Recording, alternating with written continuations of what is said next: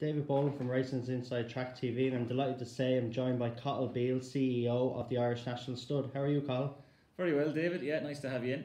Yeah, thanks for having me today. Place is looking great, obviously. Stallions are looking great, and these are very busy here. Yeah, it's a busy time of the year. Obviously, it's the foaling season, so we've had 70 foals on the ground already. Stallions are filling up very fast and covering mares. Tourists starting to come in, so it's a busy time of the year. And you have 7 stallions here now currently at the minute? We have 7 stallions on the roster, so something for everyone, from Elusive Pimpernel at €1,000 level, covering mainly national hunt horses, all the way up to Invincible Spirit at 120,000 and everything in between. Well, 7 of them are doing very well, and they're popular as well, which is great for yourselves. They are, yeah. They're all filling up fast, thank God. Yeah. So Elusive Pimpernel's book is full, Invincible's book is full, Dragon Pulse's book is getting almost full at this stage. So they won't all be long about filling up, and luckily, covering plenty of high quality mares for the season ahead. And tell us your role here in the Irish National Stud. What do you do on a day-to-day basis? So I'm the chief executive, so I suppose my role is to stay out of the way as much as anything else, just to make sure everybody's doing what they're supposed to be doing. Luckily, we've a great team of people here, so they all know what they have to do. They all know what we're trying to do, which is really, ultimately, the place is about trying to create as many opportunities as possible for people to get as close as possible to a horse.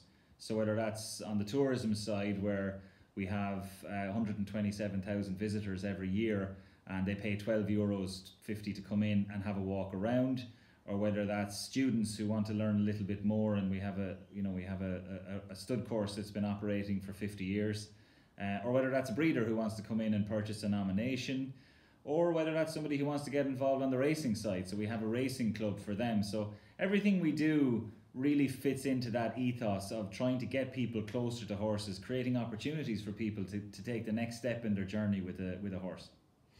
And with the people coming in, 127,000, it's a lot of people every year. The Japanese gardens there as well, so there's plenty for people to see when they do come here.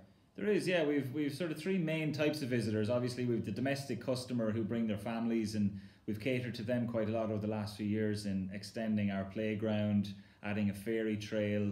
We run lots of events in the summer. We have pony rides, face painting, magicians, really to make it a fun day out for families to come out and let their kids let off a little bit of steam, I suppose, out in the open air, and hopefully they all go home and sleep very well that night. We then would also have 2 types of international visitors. So we have a lot of bus tours who come in on specific routes on their way down to Kerry or on their way to Cork or somewhere else, and they stop in here for a look around.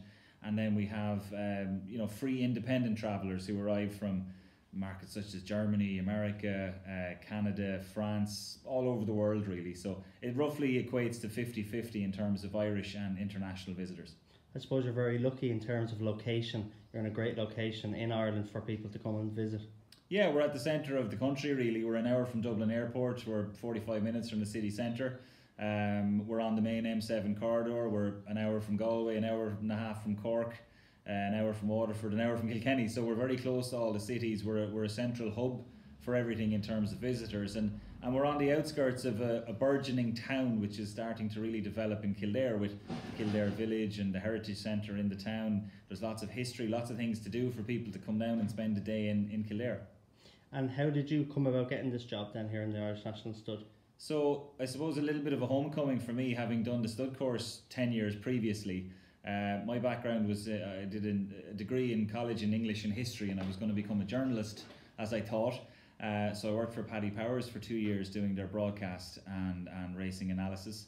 I, in the meantime, was working part-time in Redmondstown Stud down in Wexford, where I'm from. And then I took a leap of faith to do the stud course here about 11 years ago.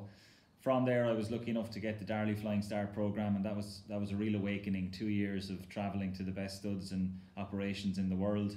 And from there, I managed a stud farm when I came back to Ireland, and I was assistant manager at Four Knot Stud Farm for 7 years, before coming here as bloodstock manager first, and then being appointed CEO 2 years ago. Very good. And do you own any horses? I don't. No, I don't. I did once upon a time. Yeah, I was a very unsuccessful breeder, so I know the pain of it all and how it can go wrong. We had some good results and some bad results. We pinhooked a few and bred a few horses in partnership down through the years.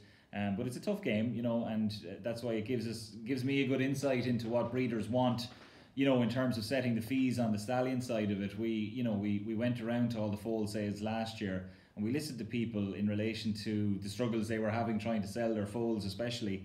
So we took action and dropped our fees in accordance with that. So everything except Invincible Spirit came down in price, and we're actively competitive in the market to try and make sure that breeders can have a little bit of profit margin when they're breeding to our stallions. And tell people, who do you answer then, Cathal? Who owns the Irish National Stud? So it's always the question we get: who owns the Irish National Stud? So it's often misunderstood. So it's a commercial semi-state company. It was set up in 1946. So what does that mean? Basically, we answer to the Department of Agriculture. So we're under the aegis of the Department of Agriculture. But it's a completely separate company in the sense that it has to generate its own income, it has to make its own profits, and anything we do is without recourse to the Exchequer. So we don't receive any funding. So everything we do, you know, in terms of trying to make money and in trying to, you know, limit costs, all matters to what we can do in delivering on our remit, which is really, as I said earlier, to deliver as many opportunities as possible for people to get closer to horses. That's fundamentally why we exist. Originally, the stud was set up to with the primary goal of standing stallions for good value, to give breeders access when breeders were only able to purchase 40 nominations in stallions. Nowadays, obviously, book sizes have risen and there's far more choice for breeders. So we not only concentrate on stallions, we also have bloodstock services. So we have a foaling unit here with, you know, we foal down 260 mares here for the public, for breeders, and we also sell yearlings from our own broodmare band. So we sell 30 yearlings every year, which generates a decent income. And obviously over the last 20 years, the tourism side of the business has evolved, and it's something that continues to grow. And you know, last week we were given a Foal to Ireland grant funding for our new museum project, the Irish Racehorse Experience, which gives us another string to our bow in performing that remit of allowing people to see what the whole game is all about. Brilliant. Well, you do a great job, and looking forward to seeing the stallions. I'm told we're going to get to see Invincible Spirit himself, Decorated Knight, and a couple of others. Yeah, the very best luck, and thanks for coming in. Thanks, Cathal.